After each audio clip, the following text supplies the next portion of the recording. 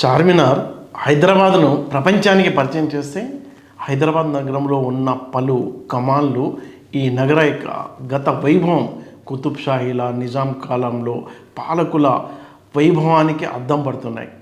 అంటే ఈ కమాన్లు అంటే ఒక 8 కమాన్లను రాష్ట్ర ప్రభుత్వం గుర్తించింది. దానిని మొత్తం రిపేర్ చేయడానికి 12 కోట్ల రూపాయల వరకు విడుదల చేస్తూ మున్సిపల్ శాఖ ప్రధాన కార్యదర్శి జయేష్ రంజన్ ఉత్తర్వులు జారీ చేశారు.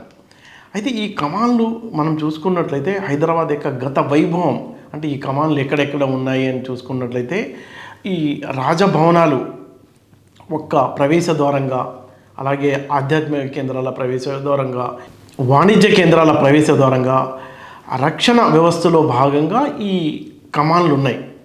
అయితే 8 కమాన్లను ప్రభుత్వం గుర్తించింది. వాటిని రిపేర్ చేయడానికి సిమెంట్ను కాకుండా గతంలో ఎలా చేశారో అలా సున్నం, అలాగే ఇసుక, బెల్లం, కరక్కాయల మిశ్రమంతో గతంలో ఎలా ఉన్నాయో అలాగే యాజ్ ఇట్ ఈస్గా చేయడానికి ఏర్పాట్లు చేస్తున్నారు. దీన్ని ఇండో సారాసెనిక్ శైలి అని అంటారు. అంటే ఇండియాలో ఉన్న వాస్తు శిల్ప శైలి, తర్వాత ముస్లిమ్స్ కాబట్టి పర్షియా, టర్కీ ప్రాంతం నుంచి వచ్చారు కాబట్టి అక్కడి శైలిని కూడా రెండింటిని మేళవించి ఇండో సారాసెనిక్ శైలిలో కట్టించడం జరిగింది. 1687లో గోల్కొండ రాజ్యాన్ని ఔరంగజేబు ఓడించడం జరిగింది. ఆ క్రమంలో ఈ వెస్ట్ గేట్ సైడ్ ఉన్న రాయల్ ప్యాలెసెస్ని కొంత ధ్వంసం చేయడం జరిగింది. సో ఇది ధ్వంసం చేసిన తర్వాత మళ్ళక్క 1857లో సిపాయిలే తిరుగుబాటు జరిగింది.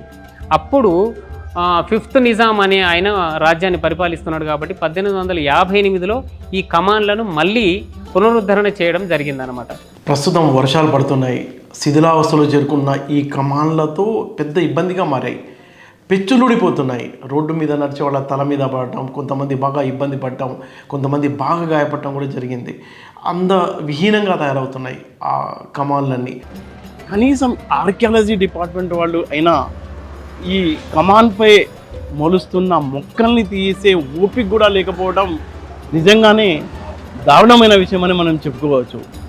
ఇవి వరల్డ్ హెరిటేజ్ స్ట్రక్చర్ కింద గుర్తింపు కూడా పొందడానికి ఇవన్నీ ప్రయత్నం చేస్తున్న నేపథ్యంలో కనీసం విచ్చలవిడిగా అంటే కిందేమో విచ్చలవిడిగా ఆక్రమణలు, పైనేమో ప్రకృతి పరంగా కూడా ఈ కమాన్ పైన మొక్కలు రావడం కూడా చాలా దారుణమైన అధికారుల నిర్లక్ష్య వైఖరికి ఈ మొక్కలు అద్దం పడుతున్నాయని మనం చెప్పుకోవచ్చు. అందుకే రాష్ట్ర ప్రభుత్వం నగరం యొక్క గత వైభవాన్ని, మన వారసత్వ కట్టడాల్ని కాపాడుకోవడంలో భాగంగానే ఈ చర్య తీసుకున్నట్టు ప్రభుత్వం అలాగే అధికారులు చెప్తున్నారు. అయితే మొత్తం 8 కమాన్లు. ఒక కమాన్ గురించి, ఆ కమాన్ యొక్క చరిత్ర గురించి మనం మాట్లాడుకుంటే హస్మత్గంజ్ కమాన్. ఈ కమాన్ ఏంటంటే ప్రముఖ వాణిజ్య కేంద్రంగా నిజాం కాలంలో ఒక వెలిగిపోయింది. బ్రిటిష్ రెసిడెన్సీకి సమీపంలో ఈ కమాన్ ఉంది. ఎక్కువగా సైనిక కార్యకలాపాలు ఆ ప్రాంతంలో జరిగేవి. అలాగే వాణిజ్య కేంద్రంగా బాగా పేరు పొందింది కాబట్టి ఒక 2 కోట్ల రూపాయలు ఖర్చు పెట్టి అక్కడ ఈ కమాన్ను డెవలప్ చేస్తున్నారు. ఇక దివాన్ దేవుడికి సంబంధించిన 2 కమాన్లు ఉన్నాయి, కమాన్ 1, కమాన్ 2. ఇది సాలార్జంగ్ ఫ్యామిలీకి సంబంధించిన రాజభవనాల ప్రవేశ ద్వారంగా ఈ దివాన్ దేవుడి కమాన్ ఉంది. దీనికి ఎక్కువ అంటే నిజాంల కాలంలో వీళ్ళు ప్రధానమంత్రులుగా ఉన్నారు. విదేశాలకు చెందిన రాయబారులు ఈ కమాన్ లోపల నుంచే రాజభవనంలోకి వెళ్ళేవాళ్ళు. అలాగే ఆయా కుటుంబాలకు సంబంధించిన ఊరేగింపులు కూడా ఈ కమాన్ ద్వారా జరుగుతూ ఉండేవి. చెత్తాబజార్ కమాన్. ఈ చెత్తాబజార్కు ప్రవేశ ద్వారంగా ఈ కమాన్ ఉంది. ఇక్కడ ఏంటంటే ఉర్దూకు సంబంధించిన ప్రింటింగ్ ప్రెస్లు, క్యాలిగ్రఫీకి సంబంధించిన మొత్తం వర్క్ అంతా ఇక్కడ జరుగుతూ ఉంటుంది. అయితే ఈ కమాన్ పురాణి హవేలీకి, నయాపుల్కు లింక్గా ఉంటుంది. చాలా కీలకమైన ప్లేస్లో ఉంది కాబట్టి దీన్ని చూడటానికి విదేశీయులు, ఇతర పర్యాటకులు ఎక్కువ మంది వస్తుంటారు. దాన్ని చాలా ఏవైతే రిపేర్లు ఉన్నాయో ఆ రిపేర్లు చేయడానికి ప్రభుత్వం ముందుకు వచ్చింది. అయితే ఈ కమాన్లో ఉన్న పైన, ఈ కమాన్ పైన చిన్న చిన్న గదులు ఉన్నాయి. అలాగే కల్పతో చేసిన కిటికీలు కూడా ఉన్నాయి. చాలా వెరైటీగా ఉంటుంది ఈ కమాన్, చెత్తబజార్ కమాన్. ఇక డబీర్పురా కమాన్. డబీర్పురా కమాన్ కనుక మనం మాట్లాడుకుంటే ఇది హైదరాబాద్ చుట్టూ అప్పట్లో 13 కిలోమీటర్ల మేర ఒక రక్షణ వలయంగా గోడ ఉండేది. ఆ గోడ ఎత్తు 6 మీటర్లు ఉండేది. ఆ గోడలో 13 దర్వాజాలు అలాగే 13 కిటికీలు ఉన్నాయి. అందులో భాగంగా మిగిలిన కమానే ఈ డబీర్పురా కమాన్.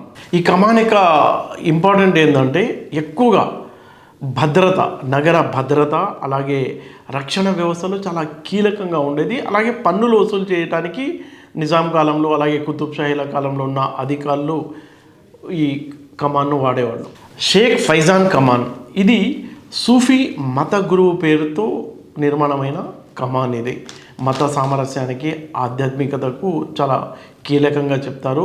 ఈ సూఫీ మత గురువును దర్శించడానికి దేశ విదేశాల నుంచి ఇతర రాష్ట్రాల నుంచి కూడా వేలాది మంది ప్రజలు ఈ కమాన్ ద్వారానే ఆ సూఫీ యొక్క సమాధిని దర్శించుకోవడానికి జనం వెళ్తుంటారు.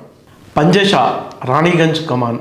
ఈ కమాన్ యొక్క గొప్పతనం ఏంటంటే ఆ ప్రాంతంలో ఒక ఆషూరా ఖానా అంటే షియా కమ్యూనిటీకి సంబంధించిన వ్యక్తులు దాన్ని చాలా ఆధ్యాత్మిక ప్లేస్గా భావిస్తారు.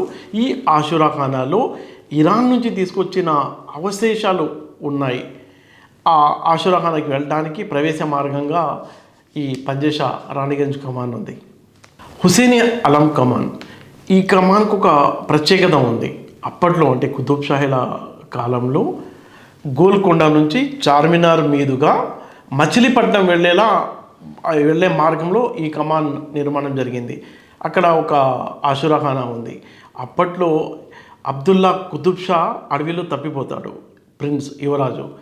అయితే అతని తల్లి హయత్ బక్షి బేగం ఆమె ఆషూరా ఖానాలో ప్రార్థించి వేడుకుంటుంది, తన బిడ్డ కనుక వాపసు వస్తే ఇక్కడ గుర్తుగా ఒక కమాన్ నిర్మిస్తానని. అందులో భాగంగానే ఇక్కడ ఈ కమాన్ వచ్చింది.